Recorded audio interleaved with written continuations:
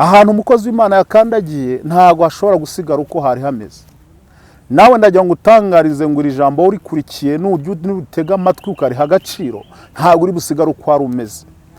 Urasenga ariko ntibakwemera, urahanura ariko ntibakwemera, urabwiriza ariko ntibakwemera, urakorera Imana ariko ntibakwemera, uraterera imisozi usenga ariko ntibakwemera. Nkumva nkubwire, wavuganye n'Imana ariko ntibakwemera. Reka nkubwire, Imana ikuzaniye igituma. Haleluya, Yesu nashimwe cyane. Nshuti z'umusaraba wa Kristo, abakunzi ba RTR TV, Mwami Yesu abaho umugisha aho muherereye hose. Abari mu gihugu cy'u Rwanda, abari mu mahanga, mu bihugu binyuranye, Umwami Imana abishimire. Nkuko bisanzwe nitwa Reverend Pasteur Nsago ya Mieri, inshuti yanyu ibakunda kandi Umwami Imana akaba bantumyeho muri uyu mwanya. Nkuko bisanzwe bahaye ikaze. Nawe kandi waba uri mushyashya kuri RTR TV, wayibona ari ubwa mbere, ndagusaba inkunga yo gukanda subscribe kugira ngo ubwami bw'Imana bwaguke, no gusharinga kugira ngo tugumye twagure ingoma y'Umwami Yesu. Reka dusenge tudatinze, mbabwire icyo Umwami Imana yantumyeho. Mwami Yesu, izina ryawe nirihabwe icyubahiro. Ngushimiye kubw'uyu mwanya, ngushimiye kubw'umuteguro wawe mwiza. Nyemerera Data uzunkoresha nk'igikoresho cyawe, uhagarare nanjye muri byose, mu izina rya Yesu Kristo wa Nazareti, amen. Haleluya. Reka rero dusome ijambo ry'Imana. Imana yampaye ijambo riri mu rwa kabiri rw'Abami, igice cya kabiri, umurongo wa 19 kugeza 24, ngo ndigaburire ubwoko bwaryo. Iryo jambo rifite umutwe uvuga ngo Imana igukoreye ikibemeza. Haleluya. Ndasubira mu mutwe w'iri jambo ravuga ngo Imana igukoreye ikibemeza. Katubanze dusome. Bukeye abanyamudugudu baho babwira Elisa bati, dore uyu mudugudu uburyo uri heza nkuko ubireba databuja, ariko amazi yaho ni mabi, kandi muri iki gihugu imyaka irarumba. Aravuga ati, nimunzanire imperezo nshya muyishyiremo umunyu. Nuko barayimuzanira. Ubone Elisa. Umwami Imana akaba bantumyeho muri uyu mwanya. Nkuko bisanzwe bahaye ikaze. Nawe kandi waba uri mushyashya kuri RTR TV, wayibona ari ubwa mbere, ndagusaba inkunga yo gukanda subscribe kugira ngo ubwami bw'Imana bwaguke, no gusharinga kugira ngo tugumye twagure ingoma y'Umwami Yesu. Reka dusenge tudatinze, mbabwire icyo Umwami Imana yantumyeho. Mwami Yesu, izina ryawe nirihabwe icyubahiro. Ngushimiye kubw'uyu mwanya, ngushimiye kubw'umuteguro wawe mwiza. Nyemerera Data uzunkoresha nk'igikoresho cyawe, uhagarare nanjye muri byose, mu izina rya Yesu Kristo wa Nazareti, amen. Haleluya. Reka rero dusome ijambo ry'Imana. Imana yampaye ijambo riri mu rwa kabiri rw'Abami, igice cya kabiri, umurongo wa 19 kugeza 24, ngo ndigaburire ubwoko bwaryo. Iryo jambo rifite umutwe uvuga ngo Imana igukoreye ikibemeza. Haleluya. Ndasubira mu mutwe w'iri jambo ravuga ngo Imana igukoreye ikibemeza. Katubanze dusome. Bukeye abanyamudugudu baho babwira Elisa bati, dore uyu mudugudu uburyo uri heza nkuko ubireba databuja, ariko amazi yaho ni mabi, kandi muri iki gihugu imyaka irarumba. Aravuga ati, nimunzanire imperezo nshya muyishyiremo umunyu. Nuko barayimuzanira. Ubone Elisa. Umukozi w'Imana Elisa yari umuhanuzi w'Imana. Uyu mukozi w'Imana Elisa, Imana yamukoresheje ibitangaza byinshi mu rugendo muri uyu murimo w'Imana yakoze, ndetse ijambo ritubwira yuko ngo Elisa buriya yaje gukora ibirenze ibyo shebuja Eliya yakoraga. Elisa rero nubwo ari umukozi w'Imana, ntago harimo abamurwanyije, harimo abatamwemeraga. Elisa, ijambo ritubwiye yuko ndetse muri uyu mwanya muri ijambo Imana iduhaye, Elisa Imana yamukoresheje ibitangaza byinshi bihambaye, navuga ko mu rwego rwo hejuru. Elisa yageze muri uyu mudugudu, arangije arawuhanurira. Uyu mudugudu wari umudugudu uteretse ahantu heza cyane, hagaragara neza, uteze, wubatse mu buryo bwiza, Imana yaroremye mu buryo bwiza. ariko nubwo uyu mudugudu wari umeze gutya wari ufite ikibazo,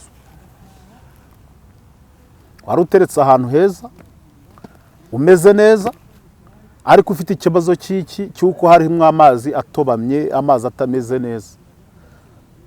Nubwo wari uteretse ahantu heza, ikibazo cyari gihari. Elisa rero umuntu w'Imana amaze kugera muri uyu mudugudu ntabwo yawusize ukuri. Imana yamukoresheje imirimo n'ibitangaza.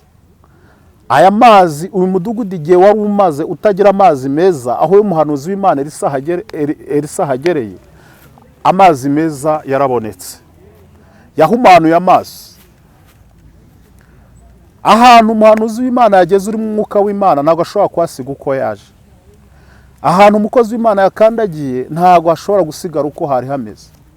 Nawe ndagira ngo utangarize ngo iri jambo urikurikiye n'utega amatwi ukariha agaciro, ntabwo uri busigara uko hari umeze.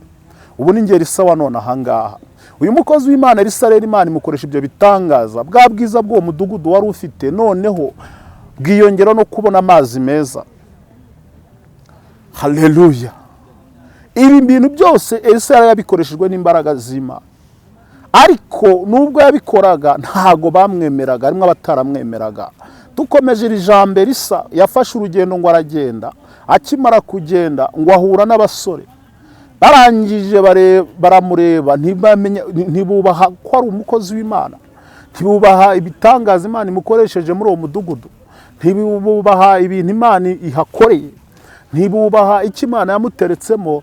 Barangije baramusuzugura ngo dore wa munyaruhara we, baramusuzugura bamwita ibizina by'ibihimbano. Haleluya. Ariko ndagira nkubwire ngo aho wicaye none ahangaha, nkuzana ijambo rivuga ngo, nkuzana ubuhanuzi buvuga ngo Imana igukoreye igituma bemera. Uyu mwanya wa none Imana igiye kukwemeza batakwemera.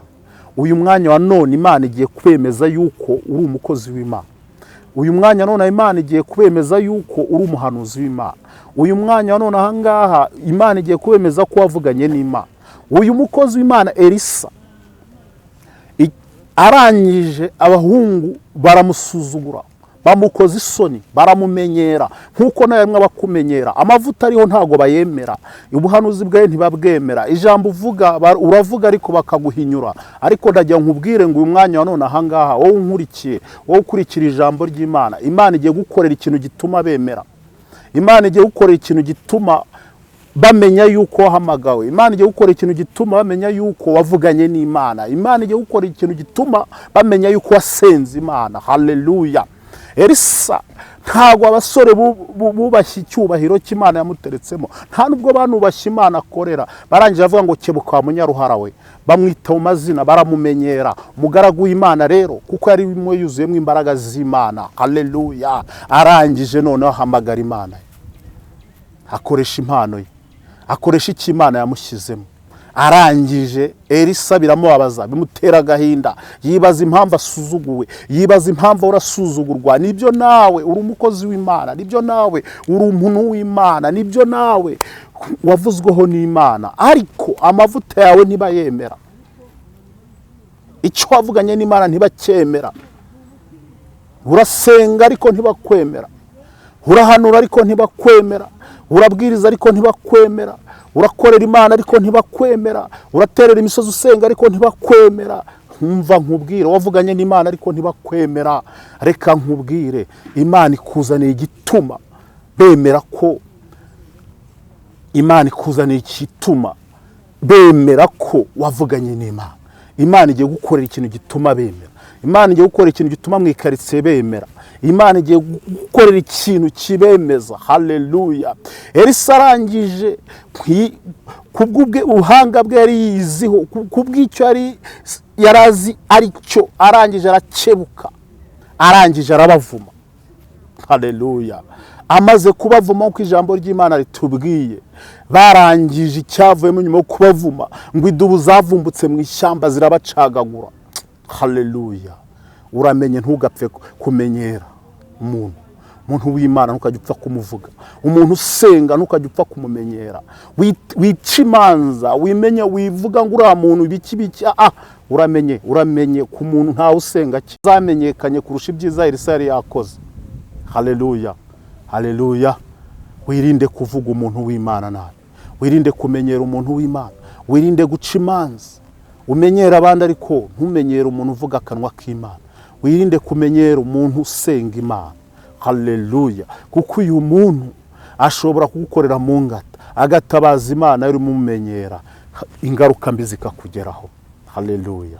Nakuburiraga, nakubwiraga ngo ariko ngo Imana igukorere igituma bemera, Imana igukorere ikibemeza, Imana igukorere igituma wubaha amavuta yawe, Imana igukorere igituma wubaha ubuhanuzi bwawe, Imana igukorere igituma, haleluya, bamenya yuko wavuganye n'Imana. N'iryo jambo nari nkuzaniye, nkubwira ngo komera wowe wavuganye n'Imana, nkubwira ngo gumya ushikame. Ayo magambo y'urucantege, abo bakumenyera, abo bagufataho ijambo, abo bakwita ngo wa munyaruhara we, bakumenyera nk'uko Elisa yamenyerewe, ntibaguca intege, ukomere ushikame, utumbire umusaraba. Nibakuca intege, ahubwo urusheho kugira gute, urusheho guhanura. Nibavuga ngo urahanura ntibisohore, rusheho guhanura. Nibakubwira ngo urabwiriza nabi cyangwa ngo ntuzi kubwiriza, rusheho kubwiriza. Nibakubwira ngo urasenga gute ngo ubundi ngo uri mu biki, ngo warasaza uri mu biki, rusheho gusenga. Icyo abo ngabo bagukomera barimo bakuvugaho, ahubwo nibaguteza umurindi, nibakuvugaho gutyo bakagufataho ijambo bashaka guca intege, ahubwo we bikubere imbaraga zituma wongeza volume, bikubere imbaraga zituma wongera gute ko ungiye kwiyongeramo imbaraga. Haleluya. Ibanga nta rindi ni ukwisobanukirwa. Ahangahe Elisa yarazi icyari cyo, kandi Elisa yari yarisobanukiwe. Iyo wamaze kwisobanukirwa rero ubuzi kikurimo, Elisa yarazi kimurimo. Icyo cyari kimurimo Elisa nicyo yakoresheje, arangije kuko byari bimubabaje arakebuka, arabavuma abo basore bari bamumenyereye. Ingaruka yababayeho rero, igihembo cyababayeho, abasore bari bamenyereye Elisa bariwe n'ibikoko, bariwe n'ibisimba. Haleluya. Nakubwiraga ngo wowe Imana ije kugukora igituma bemera. Igihe kitarakoreka rero wicika intege, igihe kitarakoreka wowe ibivamo, ahubwo baguca intege wongera imbaraga. Umwami Yesu atwishimire, ndabakunda. Haleluya. Ijambo Umwami Imana yampaye naho ryigarukiye, tuzasubira ubutaha. Karibu kuri RTR TV. Mwami Imana, izina ryawe nirihabwe icyubahiro, ndagushimiye bw'iri jambo, komeza wihesha icyubahiro kiza ijambo ryawe. Abari byumvisha Uwiteka Nyiringabo Imana rigero ribakura rigena naho ribageza, senze nizeye mu izina rya Yesu Kristo, amen. Shalom naho ubutaha. Karibu kuri RTR TV. Mwami Yesu abishimire. Shalom.